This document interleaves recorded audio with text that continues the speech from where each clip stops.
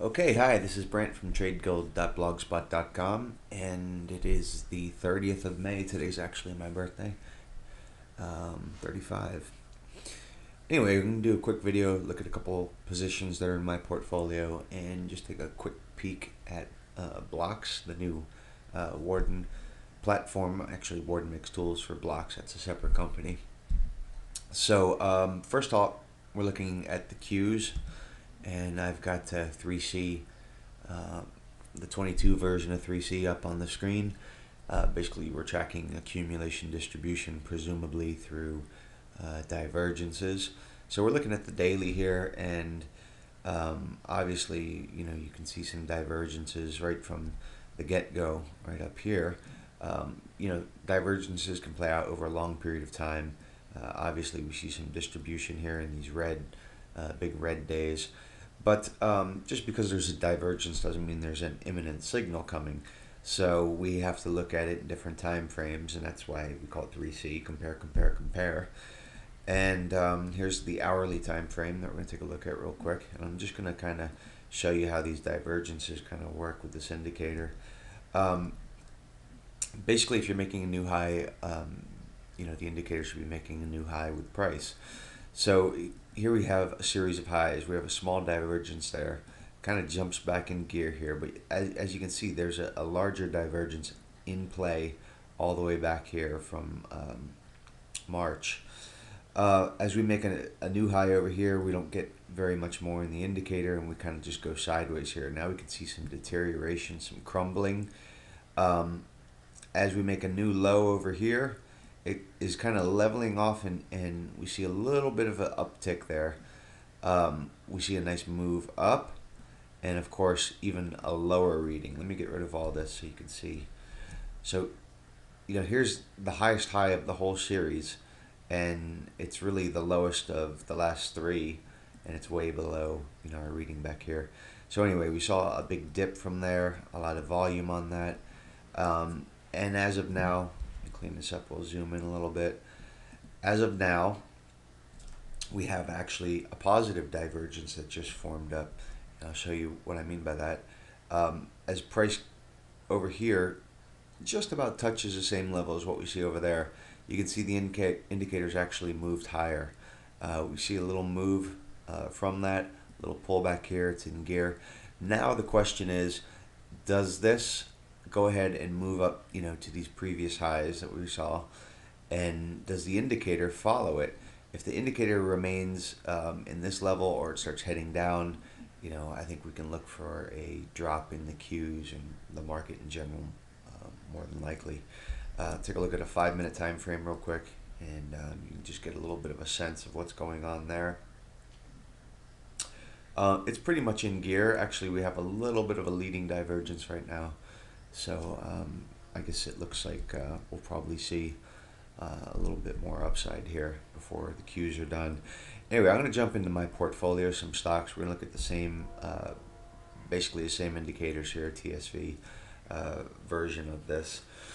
And basically I have X, which is U.S. Steel Corporation, and I'm going to try to show you something on Blocks a little bit later. Blocks is another platform that Warden makes some tools for. A really awesome stock charting platform, and you can get it for free.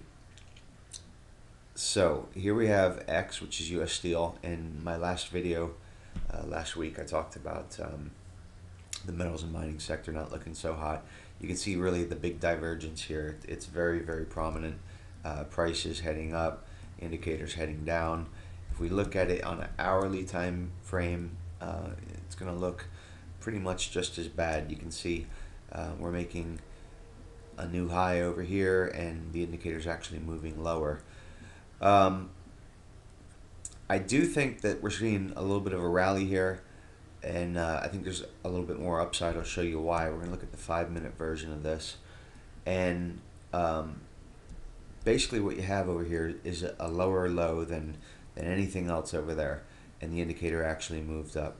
So right off this low, we had a nice positive divergence, and we saw a nice move up from that, and this move is still very healthy. It looks like there's more upside here in X. I would think Well, let's take a look at the chart without all these indicators here.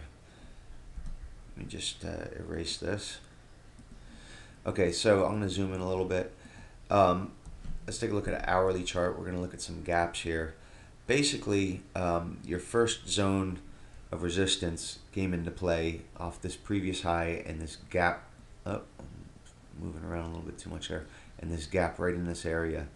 The next zone of resistance, which it more or less is sitting at right now, is going to be right in this area. We have some support here, some previous highs there. Basically, that's where the next zone of resistance is. You can see this one, it just blew right through. Pretty decent volume, I guess. So I think maybe we see a retest of these highs and everything, but the indicator just doesn't look good. To be honest with you, I'm a little bit early on the short position, but I just added or just started a little bit. I don't have a very big position, and I'll certainly add to that as it moves up. I jumped back into RBY today. We made a lot of money in RBY in the past. Basically, real quick, I'm going to show you an hourly time frame. And you can see it diverging here very positively. Indicators heading up as price has been heading down. So that's a positive development there.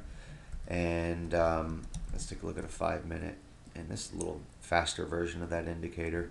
And on the 5-minute again, you can see the last couple days we had a positive divergence right in here. We saw a nice move up. This move did not do anything. It really failed.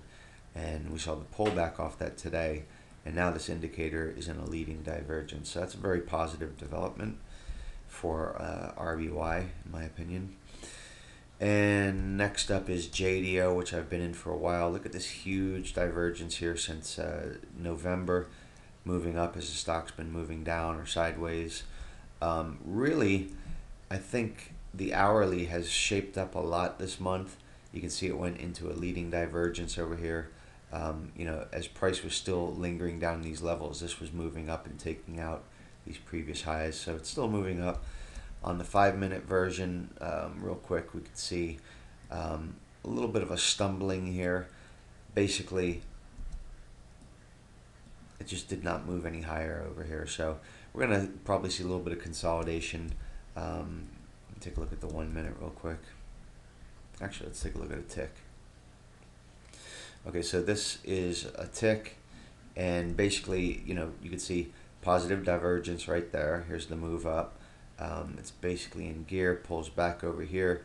We have another move, does not move past the previous high, and a pullback is just in gear right now. So there's no divergences except for that one that you saw there. So you can trade this even on a tick time scale. Next up is PRW. I think I'm going to run out of time here too. So we'll have to do another video, I guess. So anyway, here's PRW. I've been in this for a while. Had a decent move today.